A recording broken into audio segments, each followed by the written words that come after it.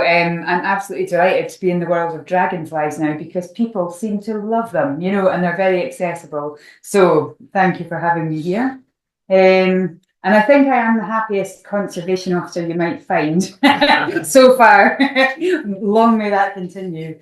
So I started in April. So as you'll see, Danielle Muir, the other conservation officer for Scotland, is there. And then we have Andrea Hudspeth. Some of you might know her. She was doing a volunteer project for BDS.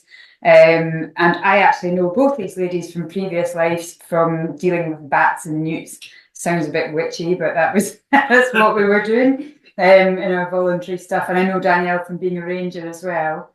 So in April, I went along to a volunteer event organised by Andrea that was held in Perthshire. So I got to meet all the Scottish volunteers who turned up there, and hopefully I'll be hooking up with them and, getting them involved in what I'm doing up in Scotland.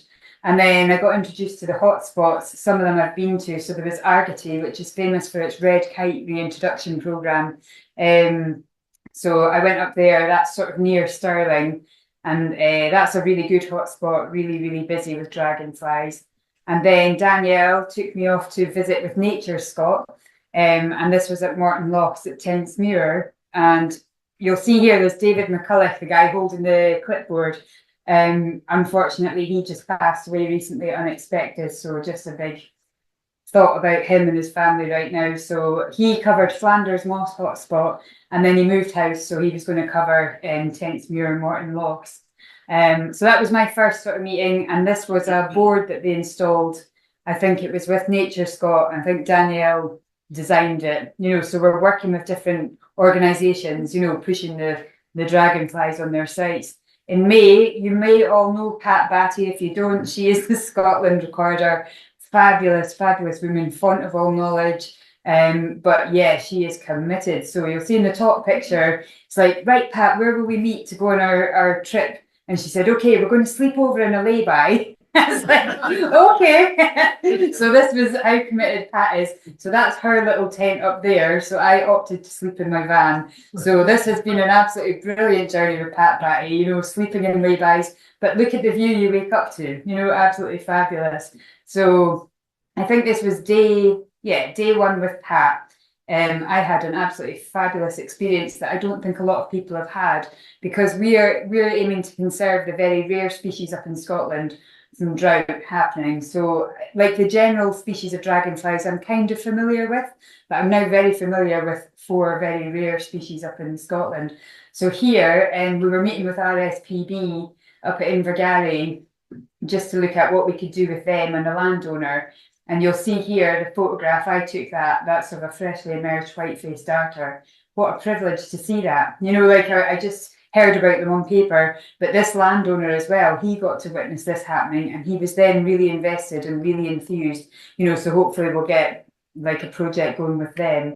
Day 2 with Pat Batty, this was our new sleeping site. So there's Pat. We went away up to Loch Coich, and Pat wanted to look at pools that were drying out, because this seems to be the issue. Climate change is suspected for these pools drying out.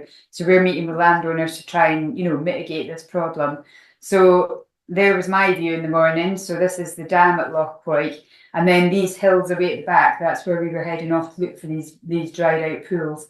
And then this is just an illustration of us crossing that dam. And you can see there the drought issue, like the water level should be a lot higher. And I think that was May, we were up there. So off we went, and you'll see my first badge there, because I had another great privilege.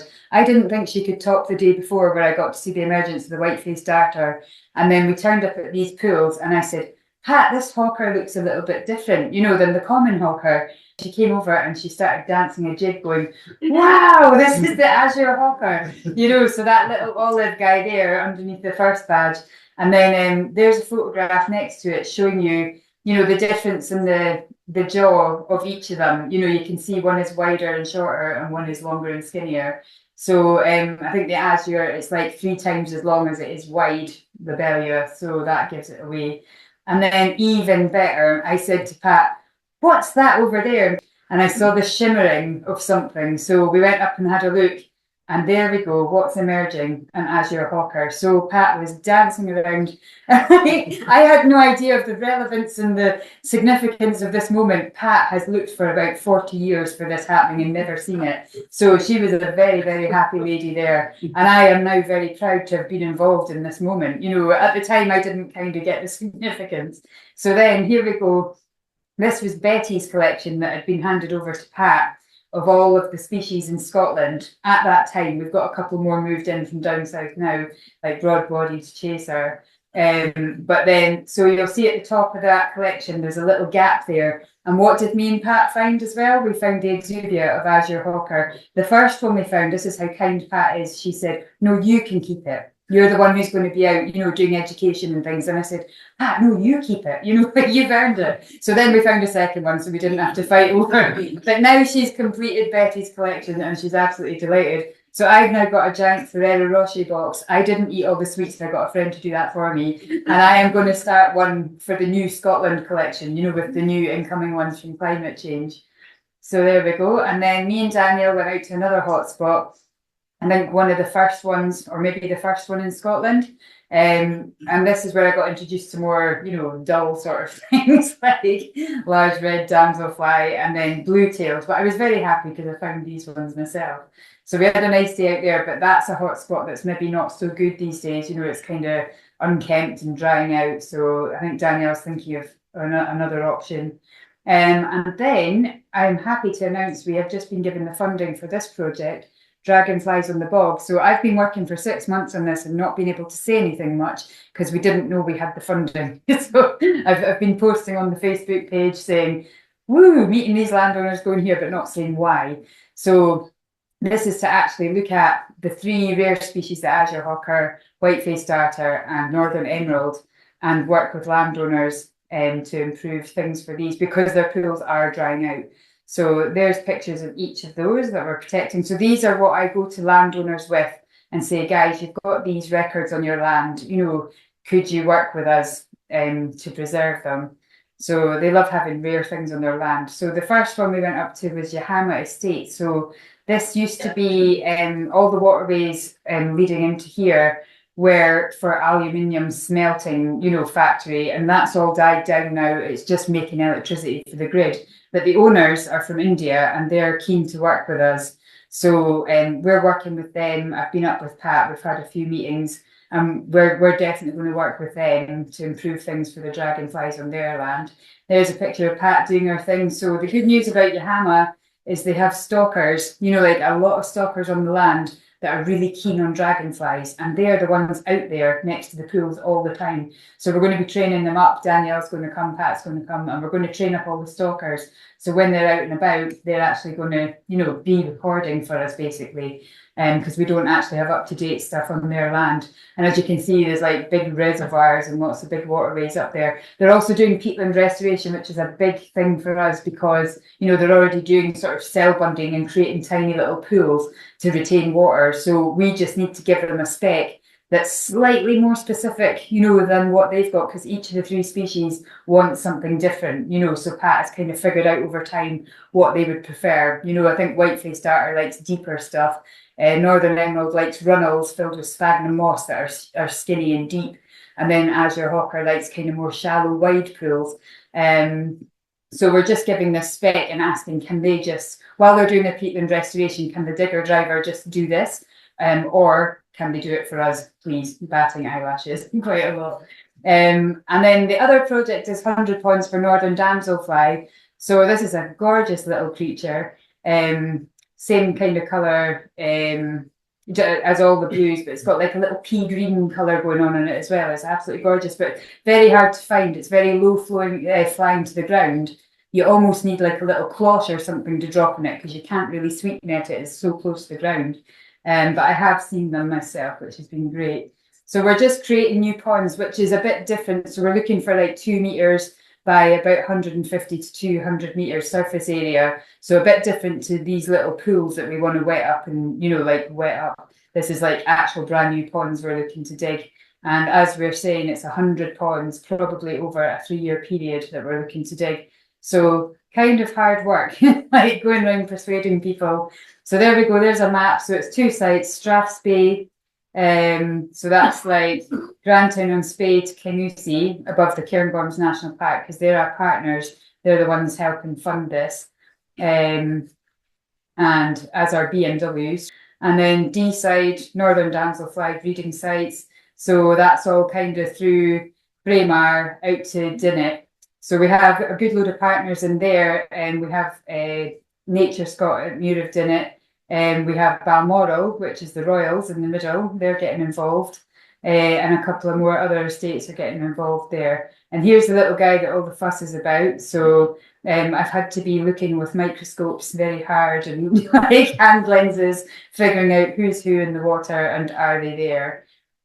And then this was my first as well. So in D side in June, I went out with Pat Batty, but you can see how the drought is affecting. That was a good damselfly pond for the northern damselfly, which was 1.5 to 2 meters deep. Look now, Pat's amazing, but she does not actually walk on water. This is how shallow it had become. And then there's my little guy. Look, I caught him there. And my viewing device is a hummus tub. So I stuck him in there. And you can also see a midgie in there, which were a big feature up in the Highlands.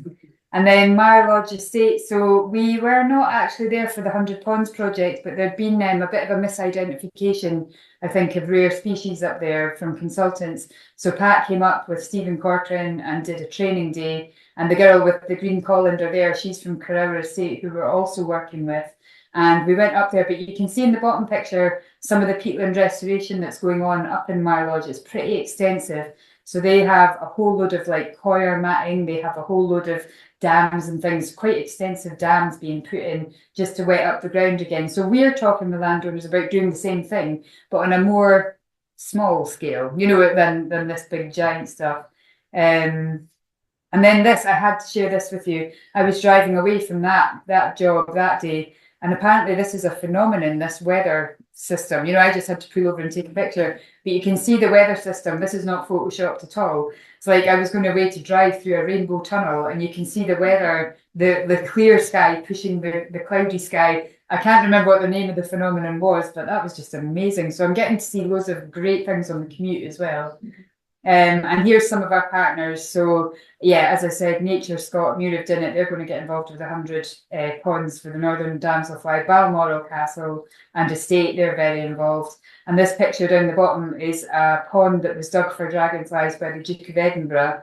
And then I was told by the head ranger on Balmoral that actually he dug it himself because he was getting fed up waiting on the contractors doing it. So he went, after the contractors had gone home, he'd go and get the keys, in the machine to work the digger himself, infuriating the contractors when they came in the morning. But that's the kind of guy he was, apparently.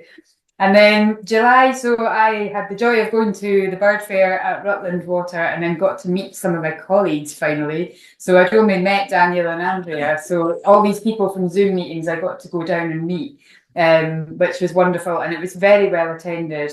I couldn't believe the amount of people who are loving dragonflies. We signed up loads of members that day and sold loads of merchandise. So yeah, it just gave me a really good positive feeling about being here. And then that's Mike Dilger, the president. He came over and said hello to us. So that was the team there on the day. And now August to present, because I just thought I can't go on and on and on about it every month. I've been everywhere, I've done it. It's so interesting what I'm doing. I'd love to tell you all about it, but have to wrap it up. So August to present. So really August to present, I've just been doing the 100 Ponds project, and I've been doing the Dragons on the Bog project. And you would think my job would be like jumping around identifying dragonflies. That has been the least of it. I've not had much time for ID and getting to know the creatures. It's getting out, meeting landowners and just saying, please, will you work with us? And just getting them on board. So we had to get, I think it was 10 partners for Dragons in the Bog signed up before we got our funding released. So we had to get that done. And I'm really glad to say we've got it done and we've got the money now so we can finally get on with it. So Kinloch Woodlands, they're on board. That's me doing my handshake with them, the formal, yes, we've done it. But there was things like, I never knew I would love power lines so much, but dragonfly pools seem to be under power lines, because nobody's planting trees under them, and it's like brilliant, so we're now starting to look under power lines as a positive place. But then you have to that's the engineers there with their CAT scanner, because we have to make sure, even if you're not bringing a digger in to work with the pools, we're hand digging under these ones. They have to make sure there's nothing underneath that we're going to explode when we dig in the ground. So I have to make sure everybody's safe. And then down here is Graham Rennie in the blue anorak. He's another Pat Batty, but he's based in the Southwest Highlands. Northwest Highlands. He is absolutely fabulous, font of knowledge. He's out there on the ground all the time. He knows his stuff. So he's so invaluable to me as well. And then we've got Woodland Trust, so Glen Shieldig Estate. They've come on board as well. There's the big formal handshake, because we can say we've done it now. And I just thought I'd share a picture with you of a common lizard who was out there. I think it was 8 degrees or something, and he's got a little tick on his body too. But yeah, he was just really sitting there for this picture. And then in the bottom there, in the blue anorak, the lady, she is the Torridon Highlands Partnership, so she's helping me on a landscape scale, look at all the landowners there and try and join everybody up. So it's a bit like the Gwent Levels, trying to get everybody together and work together over a landscape scale, instead of just isolation little silos. And then just up the road, we've got nearer Torridon now. We've got Benny, and that's Nature Scot as well. It's a National Nature Reserve. So there's me and Graham Rennie, the volunteer, and then there's the boss of it, Doug Bartholomew. He's very interested in intact bogs. So we were saying, we're just going back a couple of years by bringing scooping the sphagnum out and making the bog deeper, because we really just need it when there's times of drought to hold enough water, to hold the population and don't lose the population. So he has given us a really nice place called Tansley Bog to start on. But again, that's hand digging. So, and the access is awful. You're falling over giant tussocks of heather. So whoever's going to go in and hand dig that, good luck to them. But I'm paying contractors with the money. I'm not doing it. So that's fine. And then Carrower. So you can only really get there by train. What a fabulous site. So Danielle's been working with them. And I think these pools were reinstated, or brand new pools were put in 2022. And we just went and did a survey there recently, and Pat was ecstatic again, because we had the Azure Hawker, definite, we had the White-faced Darter, but new to the site, never recorded before, was the Northern Emerald. So again, Pat's dancing a jig round the bog, and we're just very happy. And up there in the purple, there's Sarah Watts again. She's the ecologist for Carrower, so she's very, very positive to work with. And I think our first dig of this project now is going to be on here. I think I've got the contractor ready to go, hopefully December. And then you see down the bottom there, you can see kind of the artificial edge. That was a newly dug pool, just to see how the new digging instead of restoring of pools would go. It's not actually colonised that well, so we just helped it along by putting sphagnum in, hoping there was maybe larvae or eggs in there, help it along. So Glencoe, NTS Glencoe, they're on board, and these two are fabulous. That's Lindsay the ranger down the bottom with the tray, smiling, and Holly with the net, that's the volunteer. These two, I was trying to get through and just mark out bogs and say, like, this is where we're going to do something, this is where we're going, come on, let's keep moving, we don't have all day. See, trying to get them out of the pools, they just loved dipping, they loved surveying. So for surveying, we know that site's going to be monitored, because they are so enthusiastic. Brilliant having them on board. And then down there, Torridon, there's our volunteer, Julie. And we almost had them on board, but their executive committee couldn't sign in time for this project. They want to work with us. So we're going to look at 4 more estates round them and join that up, like a patchwork later. So that's for a later project, but we definitely have NTS Torridon on board as well. And then the good news is Dundregan Trees for Life. They have just signed up for it as well, which is fantastic, because they're doing bog restoration as it is. So they have machines on site, they're creating pools. So we just hop in and say, could you do this spec? Easy peasy. But they were brilliant. They offered up their neighbours as well. So then we actually got, please sign, trust us. And I'm like, okay, so they did. The neighbours have signed up. So I'm going to go and meet them as well. And then there's another estate, Bunloit, nearby that have signed up. So that's my next kind of thing. But we are just recruiting. I think we're interviewing next week for my project officer post. So I think I'm going to hold off these visits to go and meet them and plan till January when they're in post, and then they can come from day one and be involved instead of relaying information. They can see how it goes. And there we go. So that's my talk. And there's so much more to tell you, but you'd be here all year.